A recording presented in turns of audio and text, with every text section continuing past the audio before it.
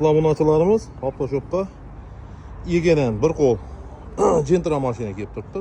Egalar Rossiya chiqqan. Xuddi uyda yotibdi, yilib o'tib turibdi deydi. 2023-yilda ishlab chiqarilgan Kres 100% rodnoy mexanika korobka, ABS'lari bor. O'zining mana rodnoy balolarida turibdi do'stlar. Kres yo'q umuman. Chaqa-chuqasi ham yo'q. Idealniy sosteniyada mashina do'stlar. Bir qo'l. Salon holatlari. Probegine geçecek dostlar. 18.842 km yürüttü. Libo yerga tekshirib olaverasizlar.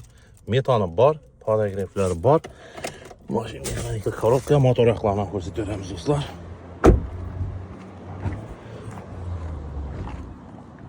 Hoppa. Evet do'stlar. Motor yoqlari holatlari. Idealniy, top-toza mashina ekan. 18.800 km yurib turibdi. 2023-yil mexanika oq Gentra do'stlar. Metallari bilan.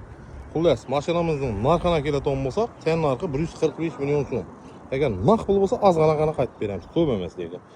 Avtokredit etib olaman desangiz do'stlar, 10 million so'm pul bilan kelsa, hamma o'z ichida.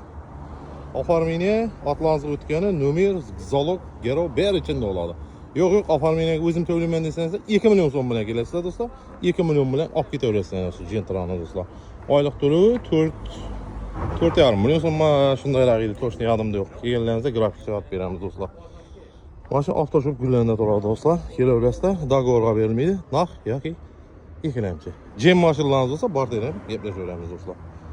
Kelaverasizlar. Xizmatdamiz. Jummadan shu yerdaman.